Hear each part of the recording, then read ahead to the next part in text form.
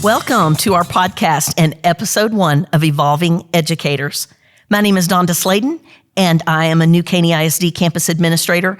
And I would like to introduce our creative genius, Chris Hurst. Welcome, Chris. He's our producer. Thank you so much for having me. I'm so excited about this podcast. This is a great project. We are here at the beautiful West Fork High School. And when I passed by Chris, there was a sign that said construction. So we're already adding on. But what a beautiful area we're in. It is so beautiful. This building is so nice. We're in their library. It's surrounded by, amazing books. They have like floor to ceiling windows. It's a beautiful campus. Yeah, it's a great vibe in here. Well, what are you up to? Are you working on something fun? Yeah, I'm really excited because I'm taking an existing segment that my department has done and I'm adding to it athletics. We've historically done this inspired education segment for fine arts and CTE students. And I'm adding athletics to it now, and I'm so excited because I know as a student, my coaches were some of the most impactful people in my life, and there was times where I didn't want to go to school, but I went just for athletics. I was very motivated by athletics as well, absolutely. So what I've been up to is on Monday, we had our third Aspiring Administrator Academy, and we had a 2.5-hour packed agenda. Mm-hmm. And the vibe in that LGI was amazing. It was buzzing. That's so good. I'm so glad that the vibe was so positive. Yes, and right that these people they're so hungry to learn and get better. Yes. And that's what you want in growing leaders in our district. Absolutely. It's just a great time to be a leader, even an aspiring leader in New Caney ISD. We have a lot of great things going on, Chris. Absolutely. So this is going to be our perfect opening topic for evolving educators. What do we have? So, this is what every leader needs to figure out for themselves as they develop their skills. And when we come back, we will speak to a 23-year veteran educator, and he will give us his insights on how to get out of your comfort zone and journey to the chair. Welcome back to Evolving Educators. Chris, our first guest has over 23 years in education. He's taught every level from K to 12. He was a coach for 16 years, department chair, social studies at the middle school. He was a team leader for special education at the high school. He's been an assistant principal at New Caney High School. Currently, he's serving as the principal at Woodridge Middle School. And I would love to welcome our first guest, Dan Carr. Welcome, Dan. Appreciate y'all having me. I'm really looking forward to this. Glad to have you here as our first guest. Yeah, it's going to be good. We have an exciting topic. It is really just about, Chris, getting out of your own way. Continue to be a learner. Make that journey to the chair, and don't be afraid to just jump right in. A great topic. I'm glad that you're opening our podcast with that. Absolutely, yes. It's going to be good. So, Dan, let's just start right off by just talking about this concept of getting out of your comfort zone. How does that really relate to a school leader? What does it mean for someone's personal growth and leadership development, getting out of your comfort zone? So it's a topic that really hits my heart.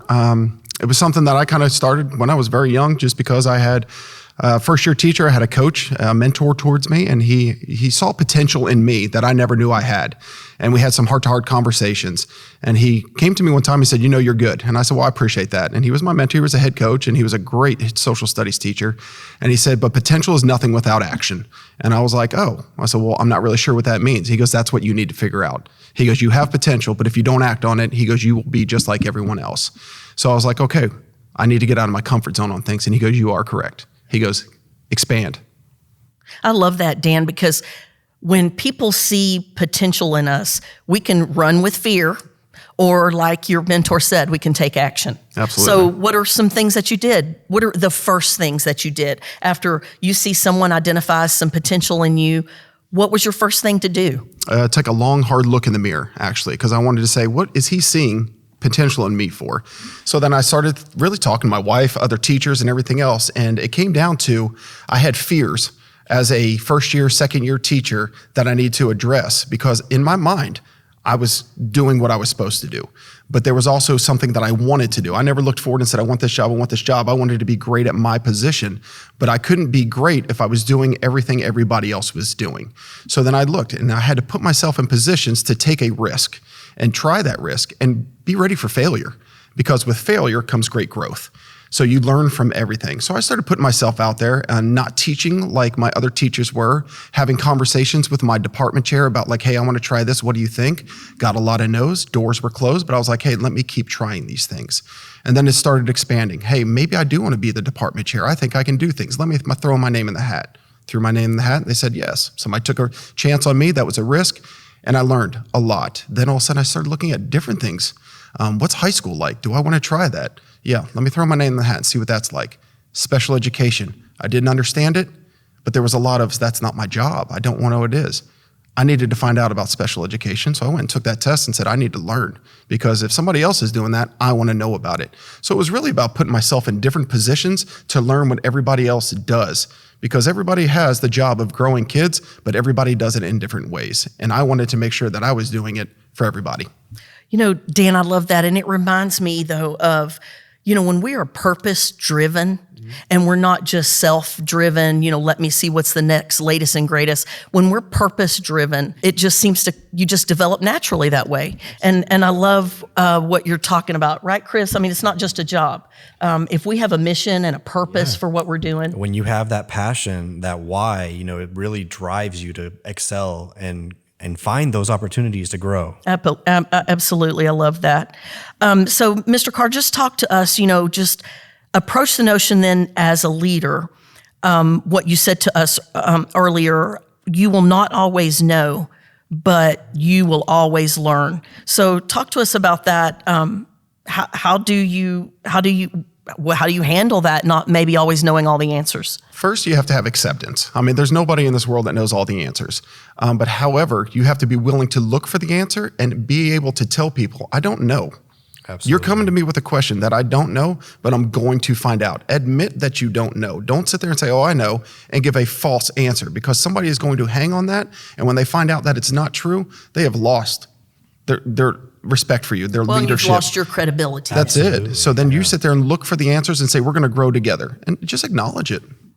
I think people really respect that anyway. That is one of the things that makes people want to follow you. Absolutely. Right. It builds trust. It does build trust and that vulnerability. And it allows you to take that person with you and say, we're on this journey together to figure out the answer, and then say, okay, now we both learned it. And now you have that accountability partner like, hey, we got this together. Absolutely. Yes. People want to be a part of a great vision. Absolutely. And so when you have that vision, they're more than willing to help you.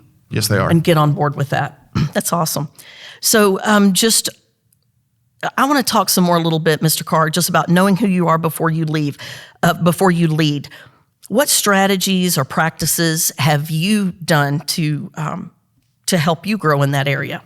So I'm going to tell a little story. My first time, every position I've had, you become a different person. From elementary school to middle school to high school, as an AP, as a coach, as a team lead, as a department chair. Those are all different things that have made me a different person and said, okay, I've had to lead different groups. But when I first became an AP at New Caney High School, I had this vision of what an AP should be, what people need from me. And the first couple of weeks I was at New Caney High School, I don't feel like the kids really liked me at all. I don't feel like the teachers really respected me. But in my mind, I was fitting the mold of, hey, I've seen APs be this way. My APs that I've worked with and everything else, I had to go home and really have a heart-to-heart with myself about, what are you doing? This isn't you. This is not who they hired. Just be you. So then I came back and I remember sitting down with another AP about a week later, and she goes, you've changed. She goes, what happened? And I said, I just got tired of being that person. I said, I'm going to be me. I said, they're going to accept my personality. And then all of a sudden I started talking to kids more. I was into classrooms. I was enjoying the job. I was doing the job, but I was enjoying it and doing it my way. I love that perspective, Dan. Yes, because that still goes back to that purpose-driven, right? Right. And not trying to be something you're not, having that purpose, mission-driven, wanting to make a difference. Absolutely. And not just about you, right, Mr. Carr? Correct. Yeah, I love that. So just thinking about the challenges we face as school principals, and there are many, what steps are you proactively preparing? How do you prepare for those challenges, especially when maybe you don't know all the answers, or how do you even deal with that and envision, using maybe the people around you to help you with things you're not sure about? So this is good. And I'm going to go back to coaching on this one and to my mentor as well. There has never been one person in this life that has ever done anything on their own. I mean, you can talk about great leaders, presidents, anybody it is, they've always had a team with them. Now, they're at the top and their name is usually spoken first, but they are the ones that had a vision. Then you have to build that team. that believes in your vision. So I always say it, a leader has to be a dreamer and a doer, but they have to surround themselves with people that are believers and doers. They are going to believe in your vision. They're going to do whatever you can to make sure that vision comes to life. But that leader respects the people below him so much that he asks them questions. And I have a great team around me. I'm going to throw a shout out to them. They are wonderful, but I can't do this job without them. And they know it because I have so many questions and they're like, oh yeah, I've done that before. Hey, we've done this. What do you think about this? And acceptance and saying, we're going to try it. Don't be a lid. So if somebody comes with an idea, don't be a lid on that. Hey, let them have it. Let's try it. There's going to be failure, but failure creates great growth. Absolutely. You know, Chris, that's when one of the things I think about in my leadership journey, a mentor told me before, Mr. Carr, is you have to know when to lead and know when to follow. Absolutely. And so I love that perspective. And so, Mr. Carr, do you have any fleeting words for us? I know you love a good quote. I do love a good quote. I'm going to leave you with a quote that just kind of really hits home to me with everything, and it's be the change you want to see in the world. And people listen to that and they're like, oh yeah, the world's kind of a messed up place, be the change. Well, you have to look at it in different levels. Your family can be your world. Your job can be your world. Start small to create that big change. And I'm telling people all the time that see me in school, because as a leader, you're going to have those days that you're just like, man, every day this week felt like a Monday. You're like, hey, yesterday when it was Thursday, I really wish it was a Friday. Stay positive and don't be a complainer. If something is wrong, super powerful. Get in there. Yes. And be the change. Come up with an idea. Don't offer me excuses. Be the change. Yes. Like I have an idea. Mr. Carr, I love, we were speaking one time, and I love that you were talking about, pushing the trash can in the cafeteria, cleaning up the things on the floor, those kind of things. It's just jumping in where you're needed, right? That's it. No job is too big for your position. Yes. Don't ever forget where you came from, and everybody is in charge of these students for growth. So if there's trash on the floor, pick it up. If there's something that needs to be mopped, do it. If a class needs to be covered, go cover that class. That's amazing. Yeah, that's super powerful. Well, Mr. Carr, I can't tell you, we appreciate you being our very first guest on Evolving Educators, and I thank you so much for joining us. This was amazing. I think y'all are doing a great thing, and I wish this was here when I was going through it. So this is fantastic. That's awesome. Well, Chris, next up, we have some questions from our aspiring administrators, and we come back, we will dig into our technology bag and pull out a few of those exit tickets and offer some advice. I can't wait. So, Chris, this is definitely a fun part of the show. I know it's one of our favorite parts. So we are going to answer some questions from some of our aspiring administrators from the Ms. Schaffner famous exit ticket. And so I've dug into the old technology bag and pulled out a couple. Let's just take the first one from Dawn Everton. Okay. She would like to know how leadership grows their knowledge base with subjects that maybe they're not familiar with. I think that's a great question, Dawn. I know personally, I'm listening to podcasts like this one. I'm listening to things on YouTube. And anytime I have a question, I'm going to Google. I'm going to look and actively seek answers for the questions I have. Now, I'm not going to trust every source that Google provides me, but I am going to look at the more resources, the better. And then I'm going to choose what I think will apply best to my scenario. Yes. How about you? Yes. So I mean, I'm a natural curious person. So I always have a little book. I write down questions as they come. And certainly that's what I do. Look for the books. I Google just anything you want to think about. But that is one reason that we added to our Canvas course a choice board, a menu choice board of different types of books, readings, podcasts, those types of things, so that our aspiring administrators can just go right to Canvas and have access to information like that. I think that's super powerful because different people learn differently. And it's the same, just like, how it is for the kids. I myself, I'm a kinesthetic and like an auditory learner. So podcasts do really well for me. Yeah. Moving does really well for me. But the fact that now people will have a video resource, they'll have something they can read, stuff that they can listen to. They have countless people in the district they can talk to. They have a lot of resources, and I think it's just going to make New Caney as a whole better. I agree. That's amazing. Okay, our next question comes from Kristen Maddox, and she wants to know, what are the best practices to accomplish before leaving the classroom in preparation for an administrative role? That's a similar question. It is similar, but I think you should start this one because I technically wasn't an administrator, even though I was on like the leadership team. Well, you know what this makes me think of, though, even though it is similar to Don's, the reason this, to me, it really speaks to me as a principal. If you are interested in that pathway, you have to go to your campus and look for areas of growth. Look for things that maybe aren't being needs that aren't being met. Absolutely. And so look for an action plan, and then get with a mentor, a department chair, and the principal, assistant principal, and create a plan on how to make it happen.